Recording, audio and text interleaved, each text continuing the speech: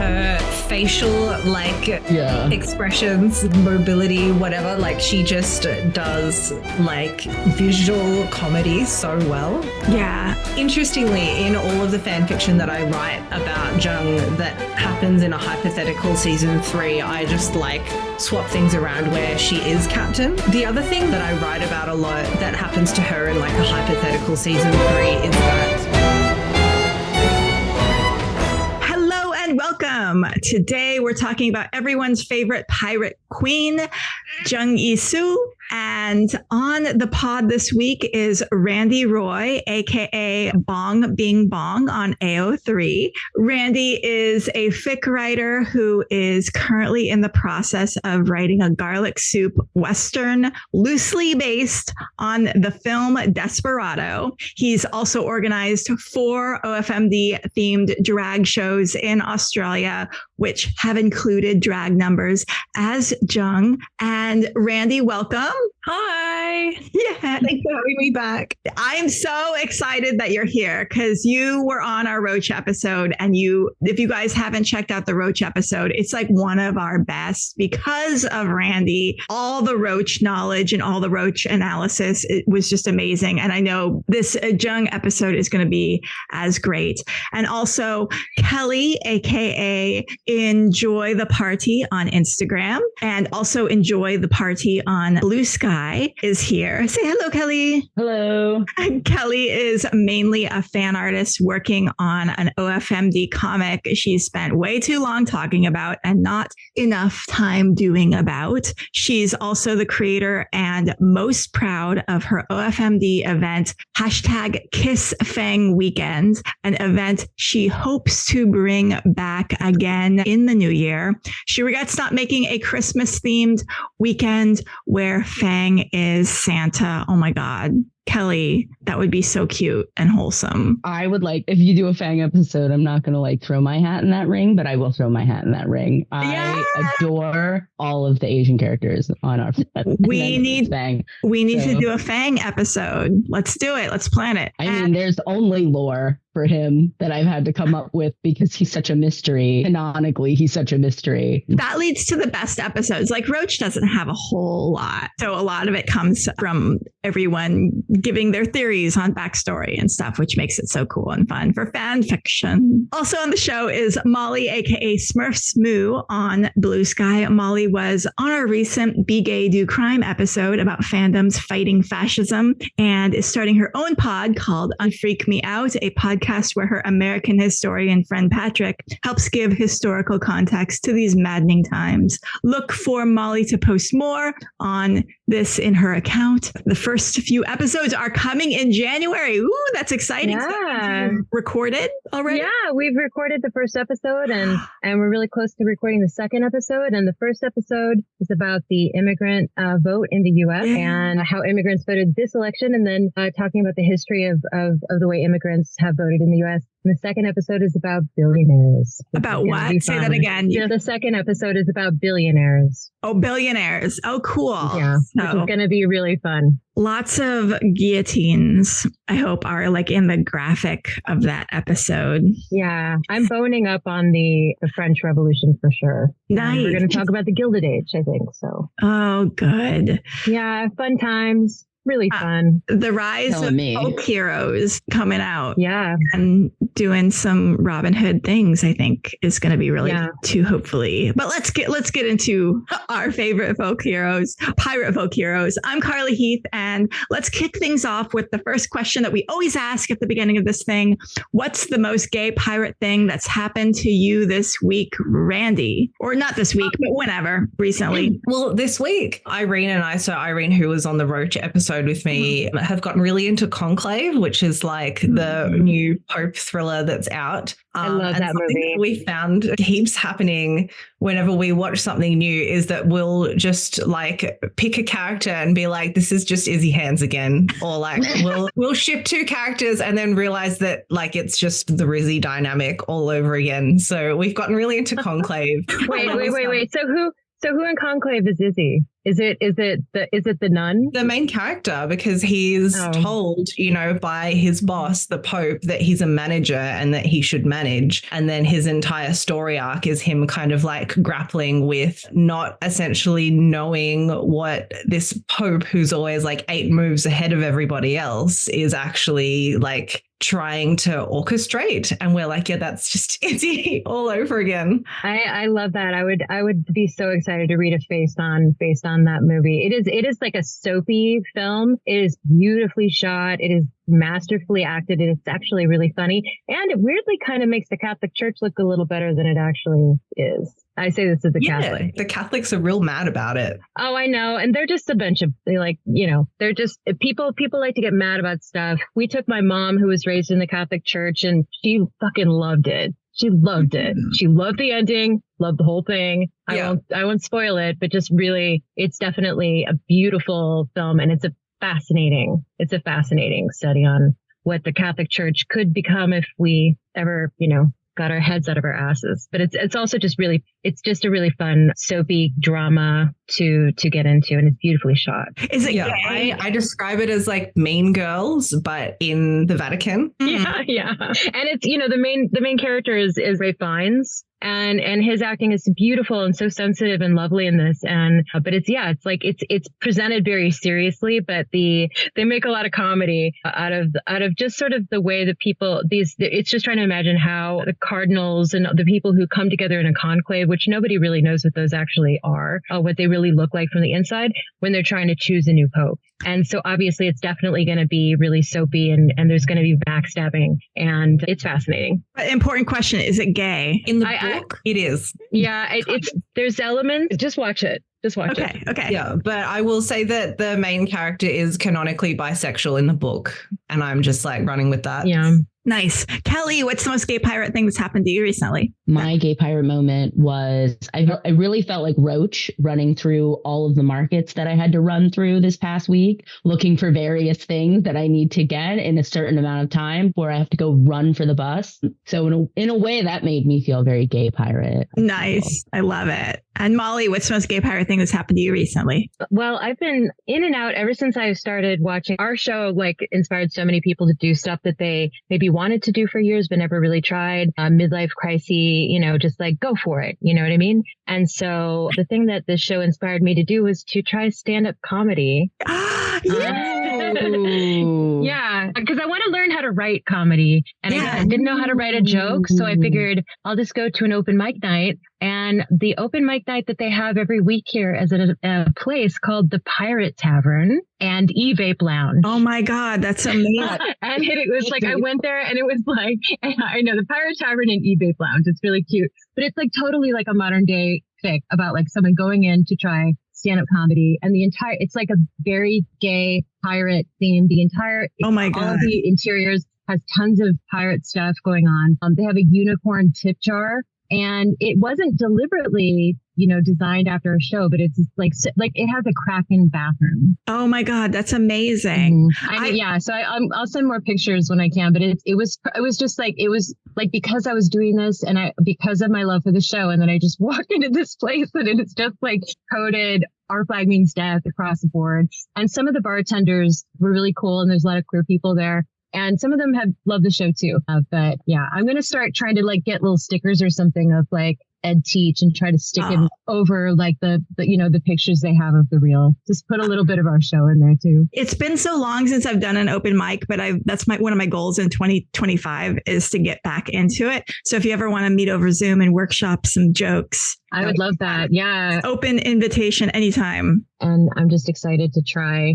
Excellent. But hopefully I will be one day. Excellent. So my gay pirate thing happened today. I have big time Disney princess syndrome. It's that thing where you think any animal will love you because your vibes are impeccable. So I go up to animals and I pet every single one of them, right? So there's a dog behind a fence, going crazy, barking. And so I do classic Disney princess thing, I stick my hand in there because I'm like, you'll love me. We'll pet each other. And the dog bit me. No. Oh no.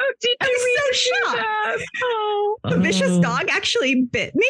I couldn't. You were like, but I was wearing white. It was a total power move. What are you doing? So sweet. I'm so sorry. Are you okay? Yeah, it didn't break the skin, but I was shocked. And I was Jenkins rules then. So it kind of gets you, but doesn't always get you completely. And I was glad the owner wasn't there because then the poor owner would think that I'm going to sue them or something. And I'm like, no, your dog could rip my face off. I will not sue you. I am an animal person. So let's start with who is our beloved Zheng. What do we envision as her backstory? And Randy, do you want to kick things off? Yeah, okay. So I think I kind of envision her here's the thing is that like her name, Zheng Yisou necessarily means, like wife of Zheng Yi. So like technically by using that name for her, she has like a terrible ex out there somewhere that she has still kind of like used the name from. But the thing is, like, I feel like that's kind of a power move as well, especially since like these days we all know who Zheng Yisou is, but like I don't know that we really talk about Zheng Yi ever. Like so she's got his name and sort of like made a name for herself as a pirate over that. There's Widow Bonnet parallels there a little bit, right? Yeah. Well, the thing is, my thing about her is that she is the gentleman pirate that Steed kind of like imagines that he is. She's actually made because, you see her negotiating and, she'll sit down and talk with the people that she's trying to like conquer and stuff like that. And she'll be like, yeah, you can join me. Like, let's pop open some champagne or you can die. Like, that's our negotiation. Like, awesome, guys. And I think she's really kind of like managed to weaponize that form of like engagement to essentially like negate the need to, go into fighting unless it's absolutely necessary. And I'm like, yeah, like she's everything Steed like kind of wishes that he was. Yeah. I was going to say, would you say that what she's engaging in is like a form of passive aggression or massive aggression, or is she using a different quality than what Steed's kind of superpower is? She's using like actual people skills. Yeah. Like I'm quite critical of Steed, like as a leader, and also like in terms of like the framing of the show as well, I don't necessarily love the fact that he's kind of blindly followed towards the end, despite not really showing like great leadership skills. Like, why is he still captain? But back onto Zheng, I love her relationship with Auntie as well. I think we get glimpses into the kind of relationship that they have that I think is really typical of a lot of situations with Asian parents, but then also like based on people that I've spoken to, like Polynesian parenting as well, because, the actress that plays Auntie is Samoan, I think. And I think they did a really good job just with like a few lines of hinting that there was that thing of like, you can never please like your Asian mom. The way that affection is kind of shown in those situations is really closed off or like shown in ways that I think a lot of the time Asian kids find difficult to reconcile, especially like in the diaspora with what they see, like the relationships to the parents of their friends and stuff. So I was like, that little acknowledgement in that last episode was really cool to me because I'm like, oh, okay, that gives us some backstory into like what their relationship is like. But then also it's obvious that they really care for each other as well. And that Auntie's like very protective of her and also protective of like her name and her reputation. So from that, I'm kind of like, I think there was like a backstory there where Auntie kind of helped her build that, pirate empire and was very much like a mentor to her and, someone who really like pushed her and like encouraged her and was kind of like that person behind the queen. Ooh, it almost makes me think if there were to ever be scenes with Izzy and Auntie together, what would those scenes be like? Randy's like, I've written those. I particularly love Izzy like being a fan of is it Zheng or yeah, it's Zheng, so it's more like a J. Asia. Yeah. Okay. I'm adopted for those on the internet. I'm Asian, but I am specifically Chinese, but I am adopted. And so a lot of the Asian, like Chinese culture, especially, I don't know a lot about, and I will defer to Randy about. But one of them is like, I remember like there was like the pronunciation of Zheng's name going around and being, I'm definitely not going to get it right consistently on this podcast right now because I have been calling her Zheng forever.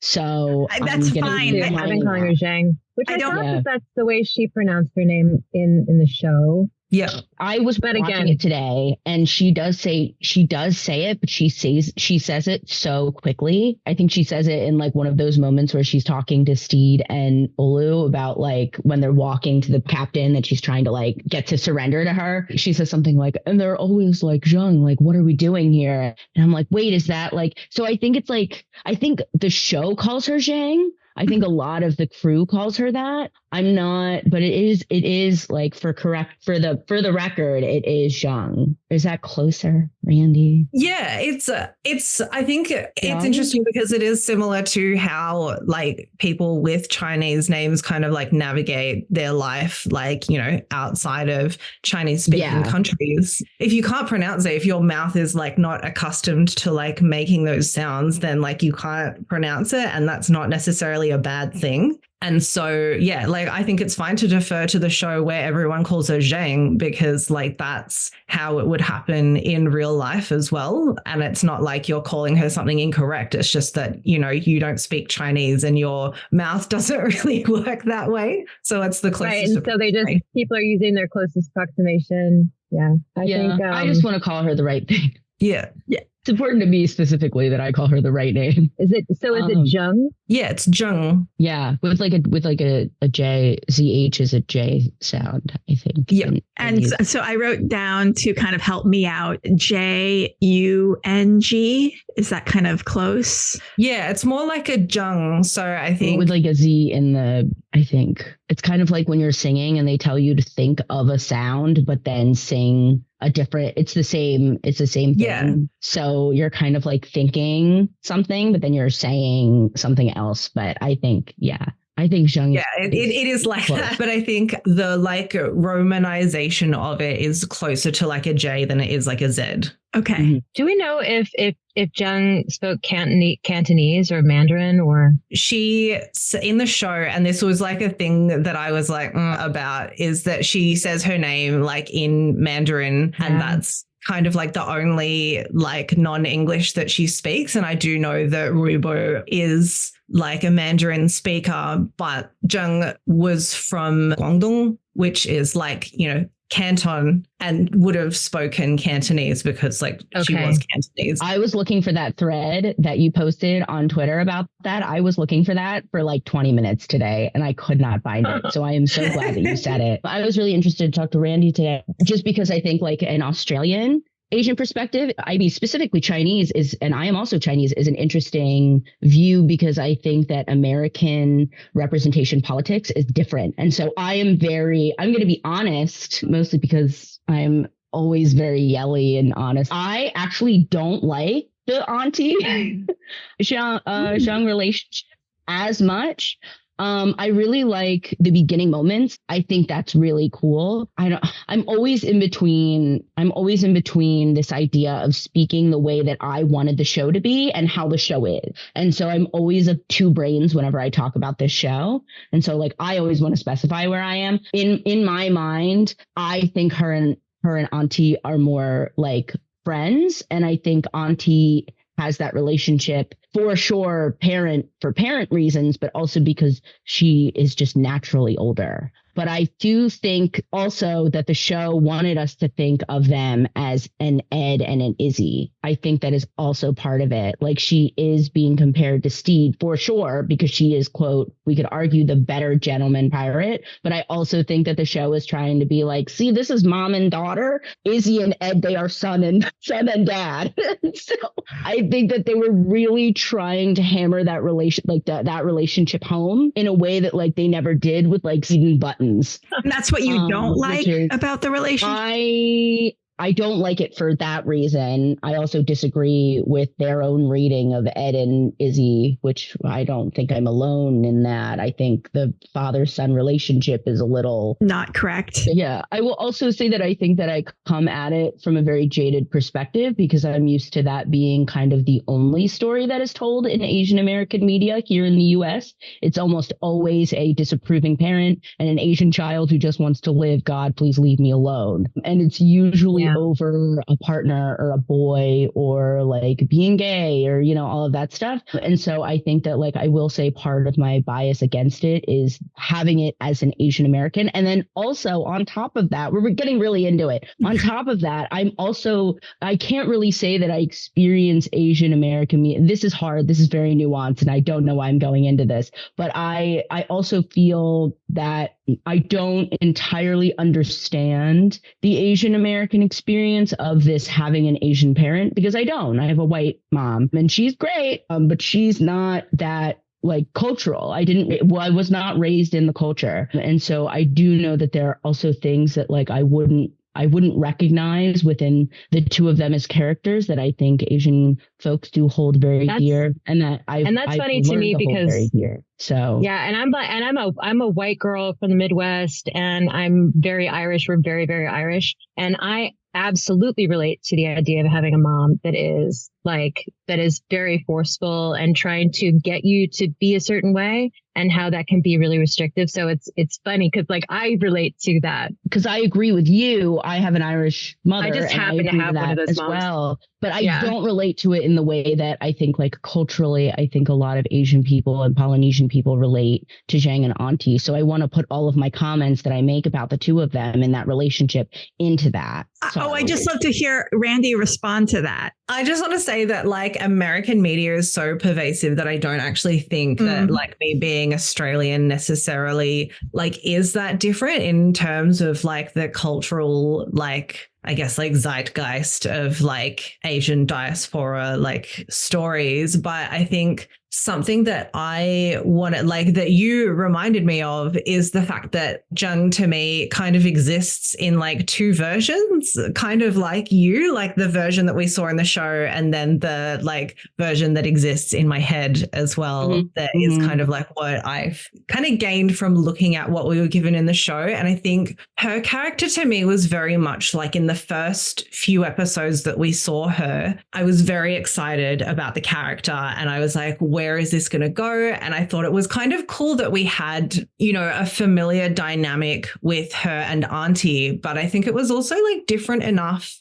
from that dynamic that I've seen in like Asian media that I've been like, oh, this is going to go somewhere. And then the version of Zheng at the end where, you know, everything kind of got simplified down and boiled into, you know. No, you have it exactly. Great. Like a reasonable relationship of like, this is, you know, and which I could argue also like that. I did love that part of it. Like the fact that like Auntie was constantly ribbing her and being like, you know, you have a ship to run and you're falling head over heels over this guy. Ignore him, please. And then like, especially like the I told you so moment, like at the end. And then in, I feel like 7 and 8, we had to like speed run Auntie falling in love with Olu too, which isn't a hard thing to do, but like, you know, I think like it kind of, that part did feel like rushed. And I think that's where a lot of my ire toward the show, I love season 2. We wouldn't have gotten Zheng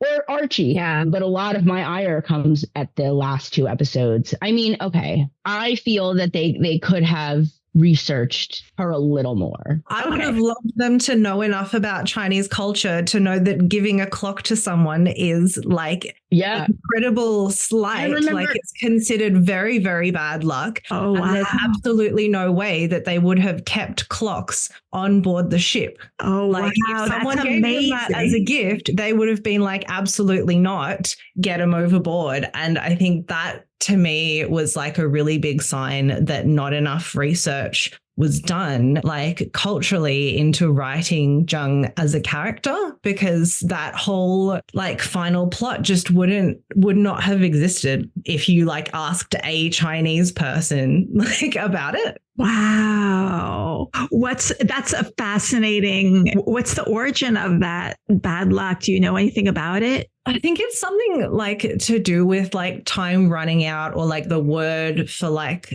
clock is similar to like another word that's like bad luck, like death or something like that. That happens a But you just like, you don't give Chinese people like a clock as a gift. That's like a big no-no. Wow. That's good to know for everyone listening who is not Chinese and who has a Chinese friend. And you're like, ooh, look at this watch. I'm going to give them as a birthday present. I love it. And that's a no-no. Yeah. So just like watching that, and like, I think it is very much like that kind of rushed nature of those last few episodes. I was like, wow, they really just kind of were like moving this along. I think Zheng and Olu would have made a really good captain and first mate. I wrote a bunch of notes while I was watching the episodes today, and half of them wound up being about Olu, because of course they were. That's why I got into the show, is because I saw, I don't know, a screen capture or something, and it was Lucius and Olu, and I was like, these are my characters, they're mine. And I fell in love with Olu immediately I fell in love with him. And so when Zheng came in, when Zheng came in, I just like I remember like thinking, I'm like, oh, she's me. This is the thing, right? Oh, I love that. I mean, I do feel like so similar to her just as a person. And I think one of my favorite things that Zheng says to him in episode 2 is that the first thing that she says that he's smart. And I think that's because she's incredibly perceptive, except when it comes to herself. I love that. I love that she can't, like, that she has the ability to be like, I know that this man is going to underestimate me, but also I need to be sweet and I need to be nice and I need to be kind. I think a lot of her gentlemanly qualities come from the fact that she knows how she needs to act towards men. She was so quick to like immediately see that this captain was like not going to listen to her, and her tone gets so soft. And I think it is passive aggressiveness, but I also think it's her kind of like lowering herself so that she seems like more approachable. We have this backstory for her where she talks about like all of these terrible like exes that she's had. Yeah. And I kind of wonder if she's the person like when she's in captain mode where she is quite guarded because she knows that she has to be and very calculated and that sort of thing. But then like the second that she's interested in someone, she's like, do you want to hear like everything about me? Yeah. And she just like talks with stuff like that. And I think that that's a very funny like aspect of her character, is that she is this incredible captain and stuff like that, but she just like is terrible at doing relationships because she's so pent up that she just like vomits out. Yeah. Like, And she's also so successful in her job that she doesn't have a lot of time or ability to just flirt with a guy. So it makes sense that she'd be so good at something and so good at manipulating people and reading people. But the moment that she actually likes someone, she gets kind of bad at. Really love that. That's very charming. That's a really good segue, though, No. to what is your favorite Zheng moment on the show? I have it written down. I think it's that moment where, I mean, all of them, but especially the one where she's kind of floundering to explain why she wants to keep Olu on the ship and everyone else on the ship. And Auntie's just kind of like, you just like him. And Zheng's like, no. And Auntie's like, it would be like against efficiency to keep them all here. And Zheng's like, no, he's helpful. He's stacking the scrolls. Like, he's doing what I told him to do. And I just think that like, to me is such, I think the thing that I'm having a hard time explaining is, to me, that really subverts a lot of the, normally we see like characters like her, often Asian characters, honestly, be like very like relationships are bad and I hate relationships and they're antithetical to how hard I work. But I think like seeing Zheng be so open so quickly, like just immediately in love, is so funny and is kind of refreshing. I really like that trope. I feel like we see it a lot in like fan fiction. I feel like we don't actually see it a lot in actual media. Maybe that's just me. Maybe I'm watching the wrong media. But I feel I really love that about her. And I think, Yeah. Yeah. Do we know? I just have a quick question. Do you guys have an opinion on when Zheng is actually being sincere in any moment? Because she is presented like as someone who can really drive people around and manipulate them. And you can see the voice that she takes when she talks to Steed, and you can see what her opinion is of Steed. You see her with Olu, and she's still doing something with him that's not 100%. And I'm just interested in thinking, like, what part of what do we ever see her in the show genuine, at least before the last episode, where it's really just her? I think the break in my day conversation is very authentic. I think she's being authentic with Olu almost all of the time. I think that there are a few moments where her tone of voice kind of goes up. She has like a passive aggressive inflection, which is very funny to me naturally. Like, I think they kind of like, she almost, it's in that way, like, you know, like the, how are you doing? Like the kind of, I think you could argue at a few points that she infantilizes Olu and almost like once, but I also like, you don't see her enough to be like, oh, she wants what she wants out of Olu. And when Olu is not giving her what she wants, she like tosses him to the curb. There's not enough of that. We didn't get enough. I mean, that's the thing. Like, that's another thing about season 3 is it would have been really nice to get more about the relationship at any point, because you're right. We just did. There was such little time. Yeah. But I could see a little bit of that. Like I could see a little bit of her, like kind of treating him like he's almost like a himbo, which is funny because she does call him smart. And I do believe that she thinks she actually says it. She says it twice, actually. She says it in the first episode where she's talking to Steed and Olu. And then she goes, that's because you're the smart one. Sorry, I just watched these episodes. And then also she says it again in the break in my day scene. One of the first things she says when she goes on the top of the boat with him is she says, you're smart and I think she says like, you're smart and you're kind.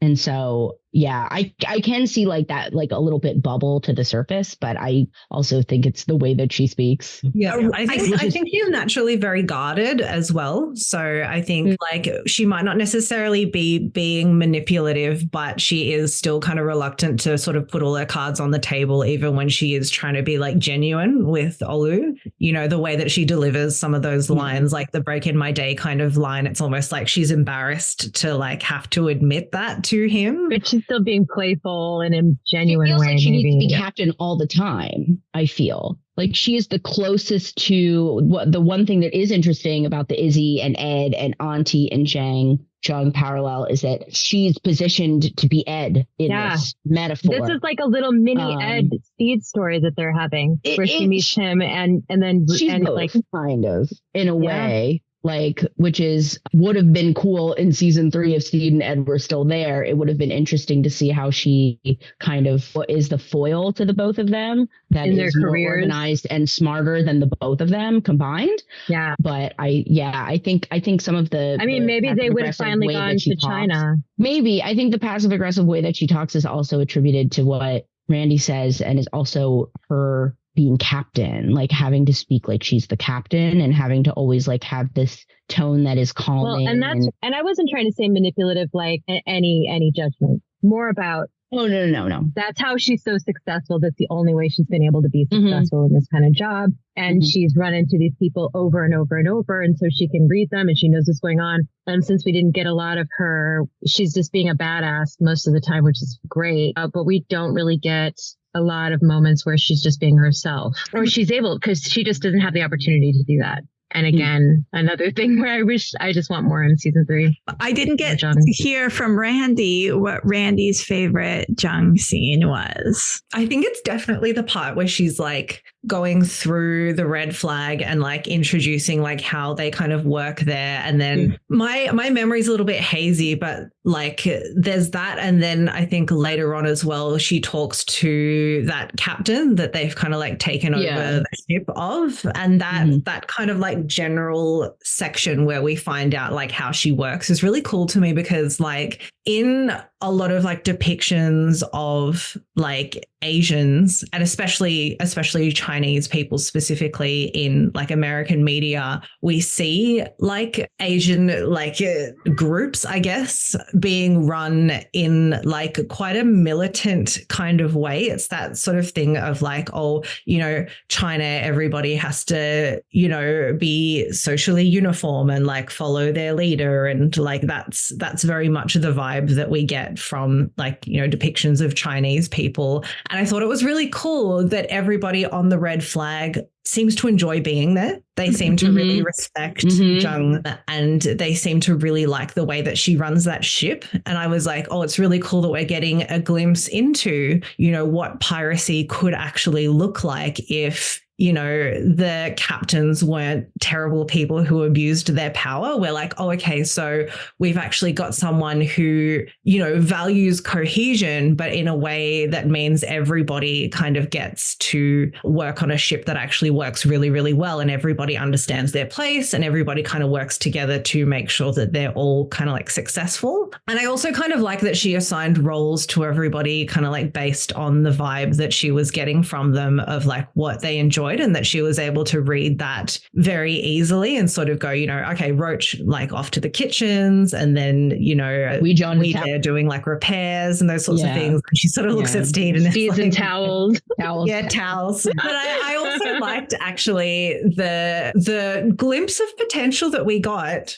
where we had Steed there as almost like, you know, when they're talking to the captain and he's there with like all champers. I was like, that would be such a cool role for Steed as that kind of like, because remember that captain assumes that Steed is the captain first before we talk to, and I'm like, that's so funny. Like send him in first as kind of like that barrier of like, oh, here's like a familiar face, like here's a white man that you can like see, actually surprise, I'm the captain here, but you know, we've got him. Like I would love to see that done deliberately, for them to get like a whole action down and a really wonderful way to manipulate these people and take advantage of the fact that Steed's white and has those, you know, I would love that. That would be so funny, so cheeky. They would be a good team if Zheng could respect him and if he could earn her respect, which I don't think he has. I would say no, not Zheng doesn't need to respect him. No, I think he needs to learn his place. If he could learn his place as someone beneath her, serve her well, then they could be in partnership. Yeah, because he's so good at being sort of like awkwardly disarming in those like first encounters. I'm like, as you know, a kind of like valet even, or like just someone who kind of goes around with her, that could be such a cool role for him to inhabit, and he'd be so good at it as well. Yeah. I think that's it. That's all. No, I agree. Everything you're saying, I agree with. That's a good segue to Randy. What would you like to see Zheng do in season 3? Be captain, like like I think that she would be. And interestingly, in all of the fan fiction that I write about Zheng that happens in a hypothetical season 3, I just like swap things around where she is captain. The other thing that I think that I write about a lot that happens to her in like a hypothetical season 3 is that she cuts her hair. Like, which I think is like the hair thing so bad. Let's talk about the hair thing. Actually, I forgot to bring that up. But yeah, Randy, what are your thoughts on her hair? I did my hair like her today. You did. Like, you know, and you look wonderful. Not that people can see it, but my hair is in like pigtails. I don't love it just because I think it looks ridiculous. And like I can kind of understand like there being potentially reasoning behind it, as it being like a disarming thing of her kind of like leaning into like, you know, girlishness and not necessarily looking as like intimidating. But I just don't think that it reads particularly well. Doesn't it kind of read more like animation almost? Yeah. An anime character that has, anime. I don't know if it's an American read specifically, but I think that is a general perception of Asians in media. There's also like something called the purple hair streak in Asian characters. Please look it up. It's called the Asian hair streak in women, Asian women, and it's to like show they rebel. And it's all of these Asian women like lined up, and they all have like little purple streaks in their hair. And so it's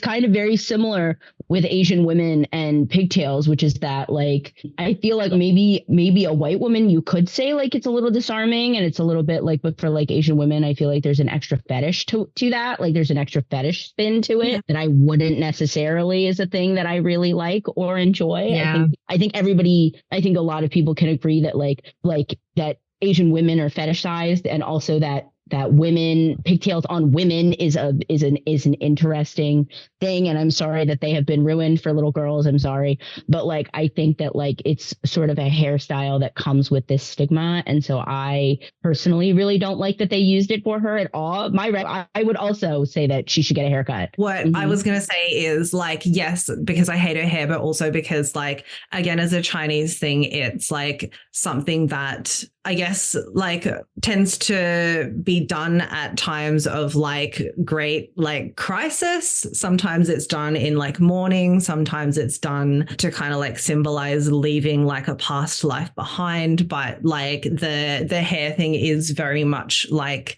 a big deal. And so I think in a season 3, because she's lost like most of her fleet, you know, it's really significant for her what's happened here. And I think the gravity of what has happened doesn't really get time to settle, because, you know, nothing in that last episode gets time to settle. And I think like showing the magnitude of what has happened to her visually would have been really cool. So in a season 3, I think she would have short hair. And I'd also kind of enjoy, this is like, again, something that I put in fan fiction set in that season 3, but I also enjoy the idea that they would go around and try and find like the survivors from that wreckage as well, because like there's no way that you would just like annihilate an entire fleet from, you know, the greatest like pirate captain ever. I just think that was like such a ridiculous thing to happen. Yeah. I also feel like if she was off the ship, like a good chunk of the crew were probably not on that boat. Everything Randy said. And I think that the season should center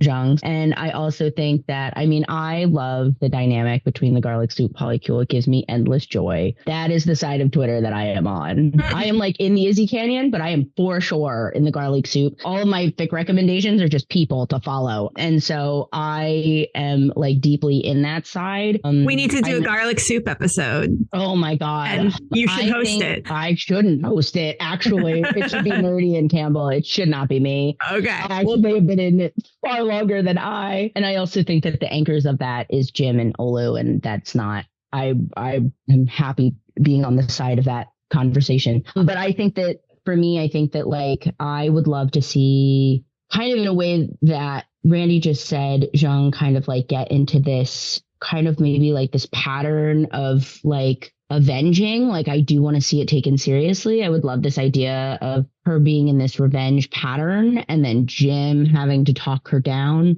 I also love the idea of Jim and Zheng hating each other. It has already been squashed by episode 7. So unfortunately it would be a little bit of a rewrite, but like, I do love the idea of them hating each other, but that's only because I think they have so much in common. I also think that they could parallel Izzy and Steed. Like, I think that it's just such a interesting choice. I loved Jim's arc, and I think that's something that Jim could really relate to Zheng that maybe Olu might not be able to. And then Archie, of course, is like completely up in the air. I have my own snake cult lore, but it has nothing to do with the show. It's all made up. But I think I would really like to see, obviously, I feel I would love to see her kind of like break down and then have to kind of like be like, what is this ship like, in the sense of her being captain, like them being like, what does it take to run a ship, and like what do we have to do to make sure that, like, you know, it could be a funny one bottleneck episode where she's down for the count and that's because she's stressed and they have to kind of like fill in everything. I also really love Zheng and Roach. Sorry, not to bring Roach back in. I think they'd be best friends. I think they're the same person, just because I think that they both will never say, I need a break. They'll never say that. They'll have to die. They need to die first. They have to physically collapse of exhaustion. And I think that I think it's really funny. I think it would be really funny as a bit if they both tried to outdo each other. Like they were both like Zheng was like, oh, Roach, I made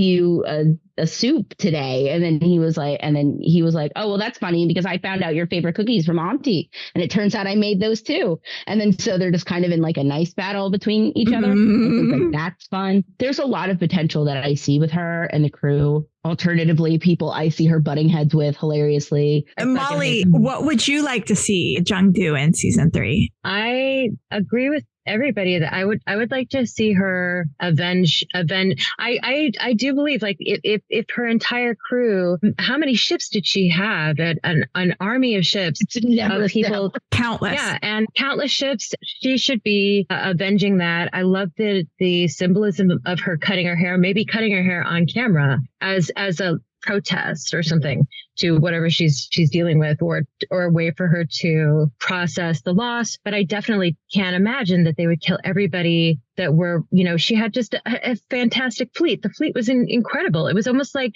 that shot where they were showing all of the women pushing the ships across land.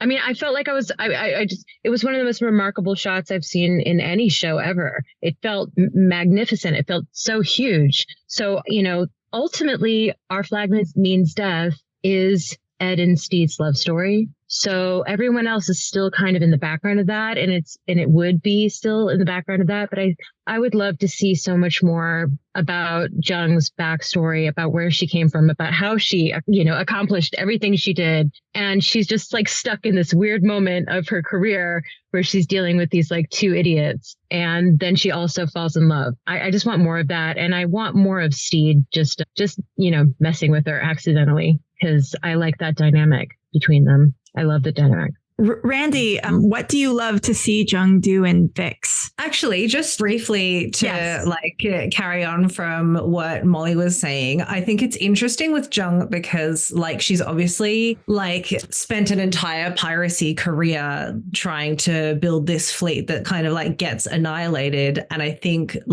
one of the things that I've been writing about in one of my fics is, will she want to rebuild? Is she in mentally in a place where she's going to start all over again and, build everything up from scratch, when we know that this kind of golden age of piracy is also kind of coming to an end as well? And so I think it's very interesting because what was the motivation for, conquering China in the first place? Why did she become a pirate? And from there as well, does she feel like she's able to start again when she's kind of, found these new people that she's hanging out with? She's found someone like Olu, who is very much not someone that I could see being, the partner or, the right hand of someone who's about to rebuild an entire piracy empire. It doesn't really feel like the show ends on that kind of a note. I really liked what Kelly was saying about it becoming a revenge narrative instead, which I thought was really cool, and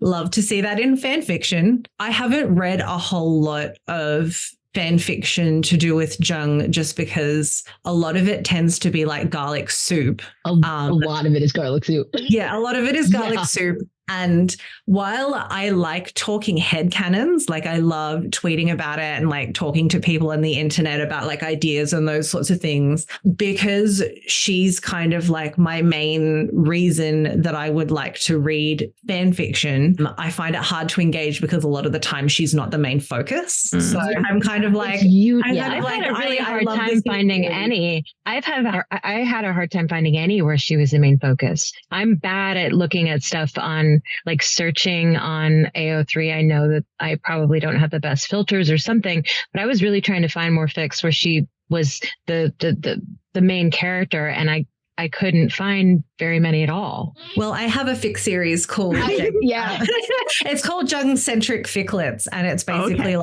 bunch of little vignettes about parts of a hypothetical season 3 that I could see happening. A lot of it as well is her and Roach, which I think would be a really cool kind of that would just be such a cool friendship. I totally agree with you there. I think that a lot of the time the two of them would kind of be in this circle of them pointing their fingers at each other you're doing too much. Yeah. I think that because in the way that like we think about like the show, like clearly there is a main couple. It's Steed and it's Ed. And so I think like building around that, and then even saying what I said before about Jim and Olu being the anchors, is that Zheng and Archie will always be the outliers in that conversation, which is why I love Archie Zheng as a pairing. Mm-hmm. But like, I always think that in all of the thruples that I ship, all the poly couples I ship, I think the ones that are least likely to get together are the ones that are the most interesting to me.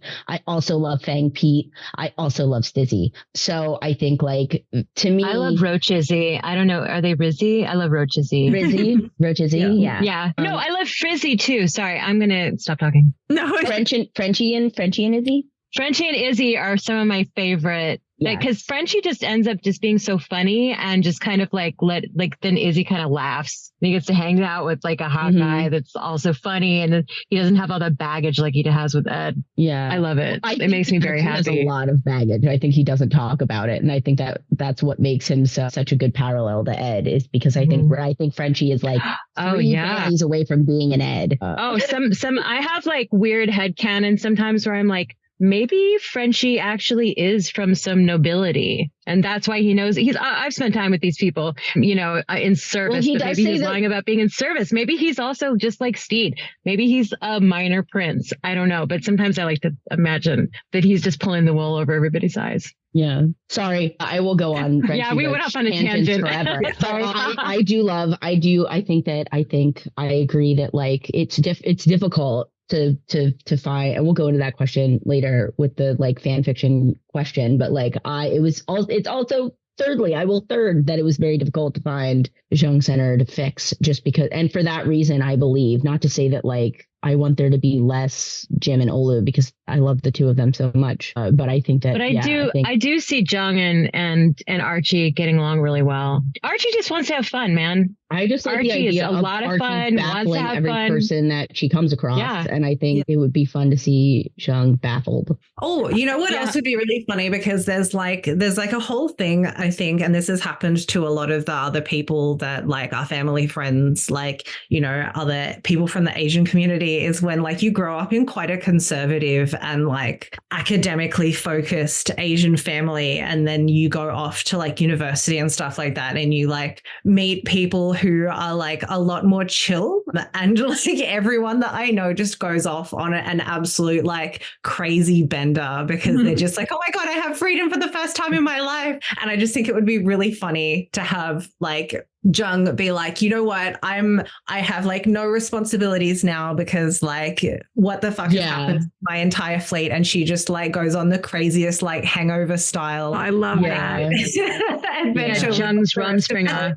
And I also love people coping with grief in really unhealthy ways. Let's just see what happens when she lets loose. She's going through the 5 stages of grief: bargaining, denial, depression, acceptance. Yeah, like what's her version of Ed in the writing songs in the robe? Like what does that look? Yeah, what is her version of a depression robe? Or like, again, cutting her hair, cake cut your hair after breakup. Being upset and about like stuff. when she's got that'd be when very she's funny. got people like Archie around, like Archie would be the worst like enabler. Yeah, that would be really funny. I would love to see her. Yeah, I would love to see her breaking down and not being in control, and just being like, fuck it, everybody's fucking dead. What am I going to do with my life? And just having these like weird moments. And again, I still think of this as like a chapter in her life, a chapter in her story. And because she's not the main character of this story, but man, it would be so cool to see her kind of fucking lose it, just in a fun, funny, weird, sweet way. And she deserves a break. Sure, her getting tattoos is really interesting to me as a way of coping. Her cake topper moment, whatever that is, what is her physical thing that she's interacting with? Does she go on a shopping spree with Steed and decide to do a whole wardrobe fashion makeover? She's just start wearing pink all the time. I think it's really funny that everyone's going positive, because I'm very like, oh, she would fist fight Jim. She'd get in a physical fight with Jim. Or she's going to go both. Something really dumb. No, she'll be be high and low, man. She'll go all over. Or is she just going to give up piracy and become a cowboy? And she's like, guess what, guys? I'm a cowboy now. She like gets revenge on her people. And then she's like, I'm going to go through a momentary like 2-episode arc where I'm a cowboy. Yeah. Is that where Calico Jack comes back? Yeah, and then she meets Calico Jack and has a really weird fling with him. Weird sexual, like a psychosexual thing between them. I do think that that's interesting. Sorry, I don't know if we ever brought this up. I always get it. I always am very interested when I've never seen those two together. It never occurred to me to think of Calico Jack and Zheng together, but I think that would be fucking funny and kind of sexy as a way of coping with grief. Yeah, as an bottoming out.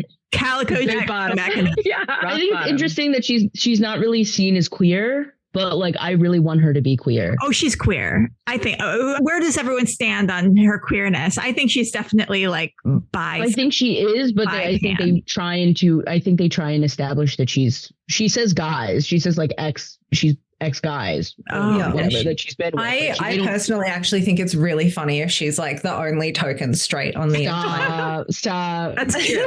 I love that. I think people say that about Archie too. People are like, Archie is a lesbian except Olu. Yeah. And I feel like Zheng would be the same. Yeah, she's the token straight but queer polycule. Yeah, except for the garlic. Yeah, except for the garlic. Yeah. What roles would you guys like to see Rubo play in the future? I want to see her in theater, anything in theater that she can do. I would love to see her in theater. I think it's so funny. Her Instagram stories get me every time. She's so cerebral. She's so NYU. It's the funniest thing in the entire world. I love her so much. I love like those posts where it's like a mirror selfie, but then like an essay on like the cosmic meaning of the universe underneath it. I'm like, slay, so true, bestie. The first thing I ever saw her in, and I didn't realize this until after the fact, was she was in Broad City and she played this like dizzy, falling on her ass, drunk party girl that was waiting in line at like Magnolia Bakery. And she was just like, oh, hi, what's doing? And she was like doing all this stuff. And she was just like a memorable idiot, just a total idiot. And then later I found out that was her in this show. And I was like, I can't believe that's the same person. Oh. So I would love to see her do some more broad comedy, man. I would love it. She did. Yeah, I think she's so funny. And she is just such a like her facial expressions, mobility, whatever. Like she just does like visual comedy so well. Yeah. I like she did a Sherlock Holmes thing, right? Yeah, I did. From early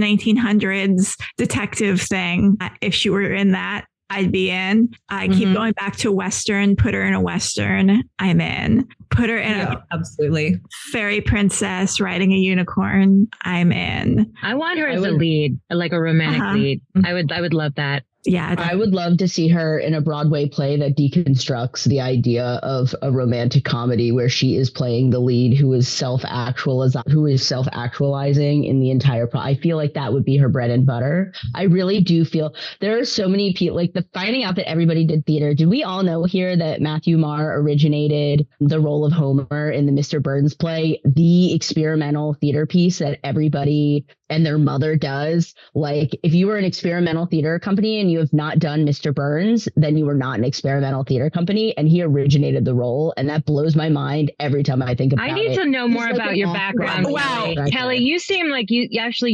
went deep in theater, and I want to know more about that because I was in experimental theater in New York. What? I'm a theatrical set designer. Is my okay? My I love that. That's amazing. Yeah. Okay, sorry. I was an actor in New York. Somebody is a theater actor. Oh, tell more. Maybe not now, but have you ever Big Art Group? They're an experimental theater company that's really good, and they have. But that was years ago. But I was in the Fringe Festival, but like the New York before 9/11.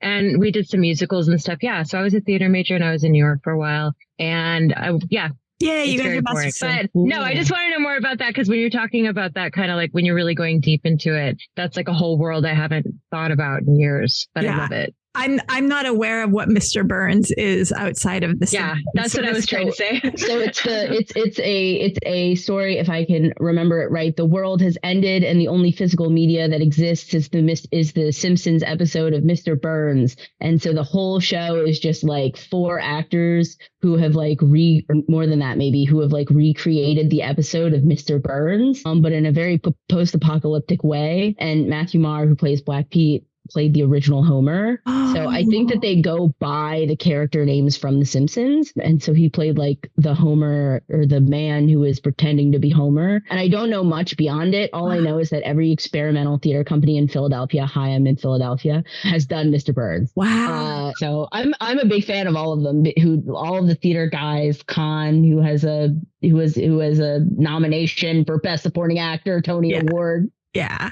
Cool. Nathan Bode, who dropped out of theater school and did. Yeah, I'm so interested in all of their theatrical backgrounds. Vico's doing a lot with theater right now also. Yeah. So Fic Recs, drop your Fic Recs. Randy, go with you, and feel free to wreck your own, because you have wreck your own. Such great work. You have like 800 fics that you've written, and you're too many fics. A genius. There's the Zheng centric like fic collection, which is like a whole bunch of just like vignettes of her. And then there's one that's kind of been on the back burner for a little while, but I've been meaning to pick it back up again, called Cardboard Pirates, which is like, the title actually comes from the Scorsese film Casino, where at the very end, this end of like, the mob guys being in control of the casinos, and they talk about like kids playing cardboard pirates in like these new casinos where you don't have that kind of a presence. And I'm like, that actually reminds me like so much of what I'd hoped the ending of Our Flag Means Death would have been,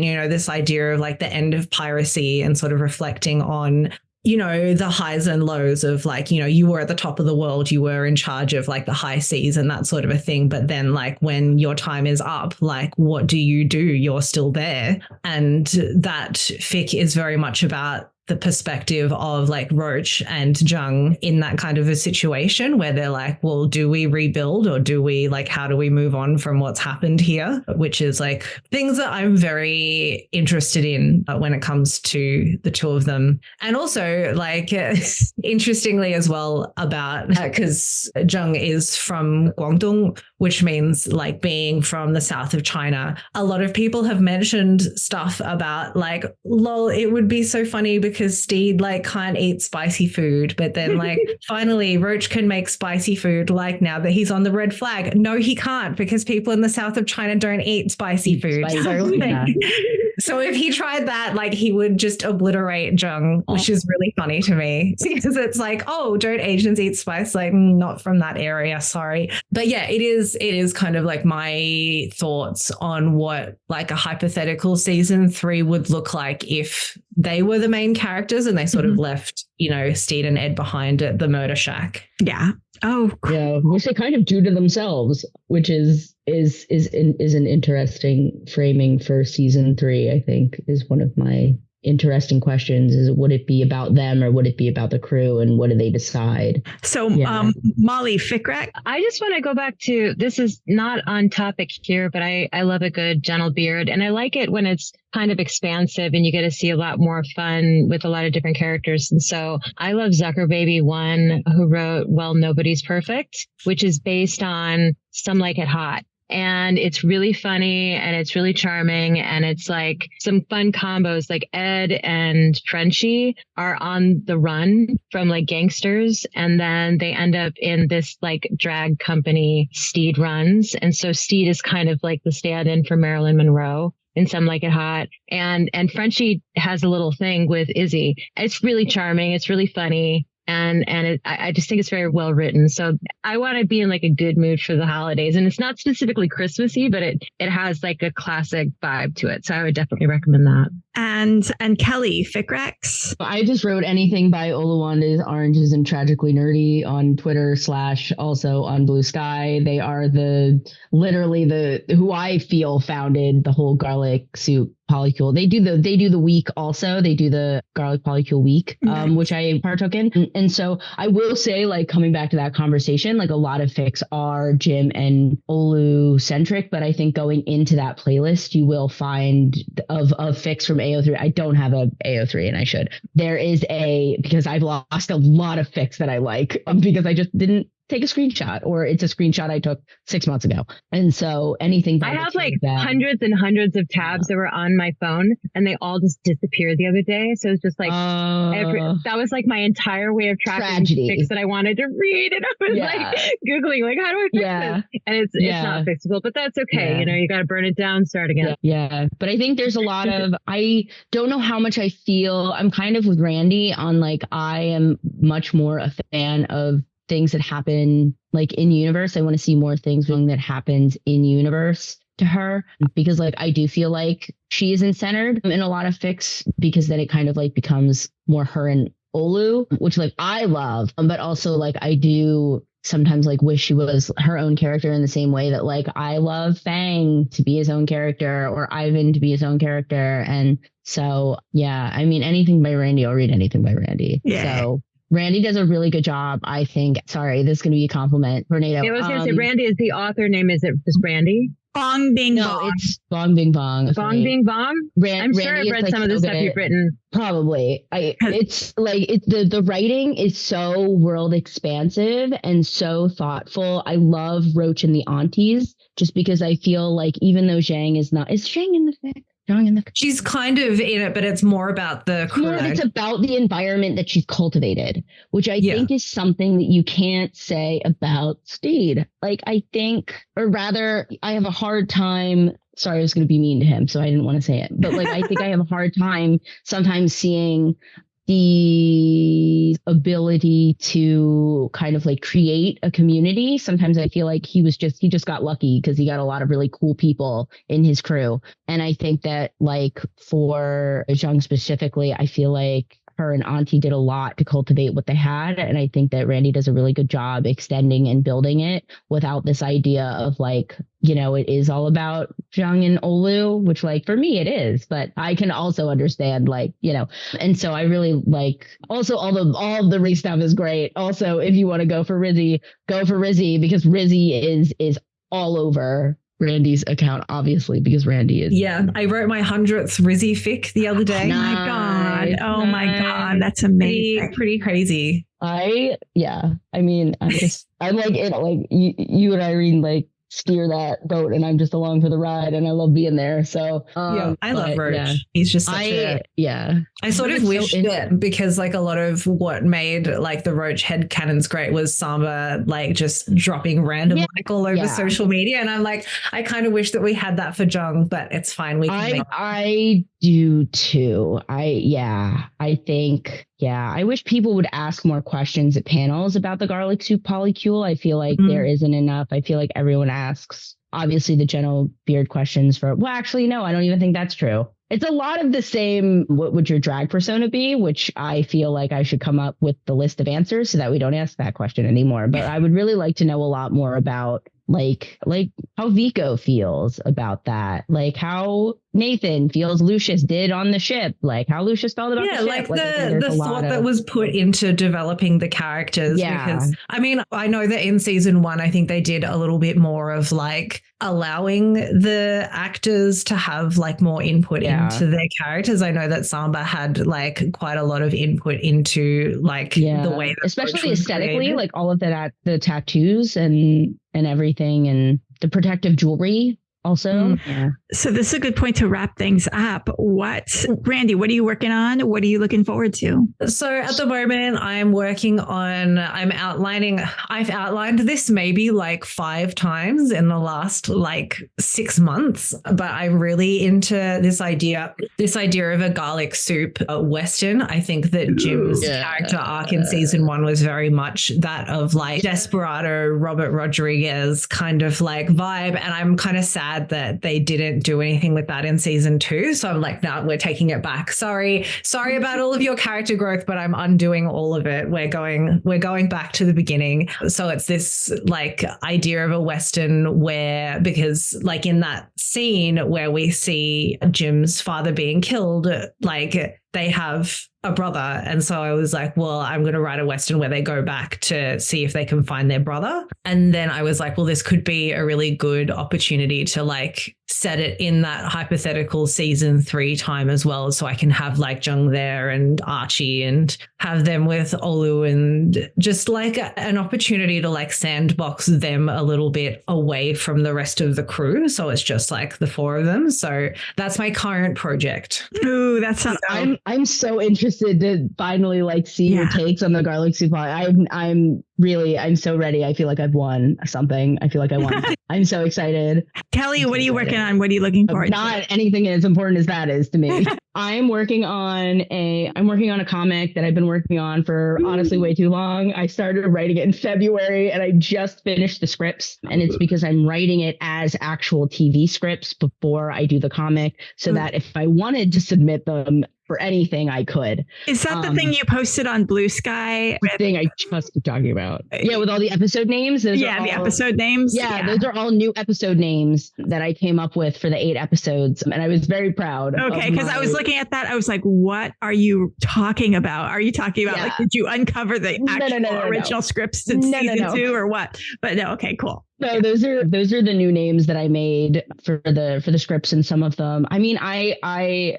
the way that I describe this comic is that it is like using theater terms, it's like a revival. It would not exist without the second season, and that's kind of how I'm proposing it, because I feel like I a lot of the perceptions I'm gonna get for it. Like, I've made a lot of decisions. I have a lot of feelings. I've made a lot of decisions based on those feelings. I also want it to be canon. I said that my only goal with the comic is to prove that Steady Hand's real.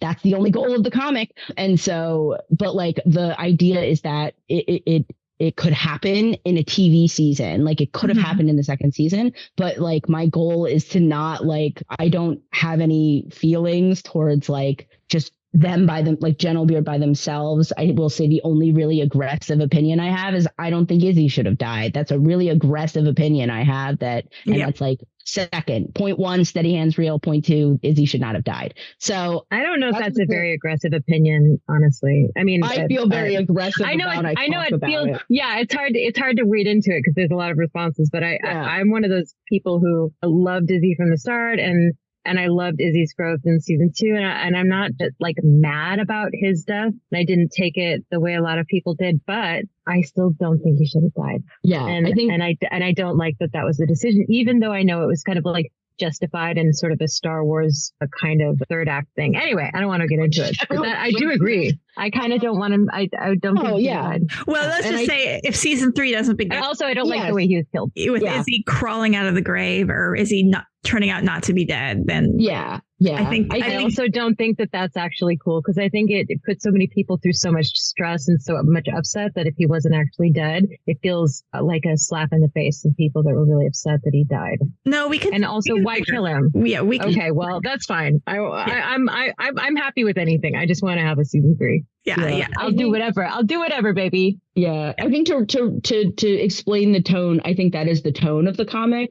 It's also to highlight how like the supporting characters could have really helped the narrative of Ed, Steed, and Izzy. I rarely say their 3 names. I just say Steady Hands. It could like prove that narrative. It also brings back Fang and Roach in a really important way, but that's because I'm really biased towards Roach and Fang. Yes, they're my favorite rare pair. They're my other favorite rare pair. Yeah. But anyway, so that is like the gist of the comic, and that's the reason that I am currently living and breathing. So let's hope that it doesn't. I scheduled it out, and the schedule says that this comic will take me 2 years. So we'll see what. Yay!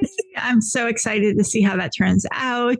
And Molly, what are you working on? What are you looking forward to? Well, I am working on that podcast with my friend Patrick, and he's an American historian, and we're talking about all the shit that's going on in the world, and I'm freaked out. So we call it Unfreak Me Out. And I'll be posting that on my Smurf Smoo, a Blue Sky account. That's the only fandom account I have, really.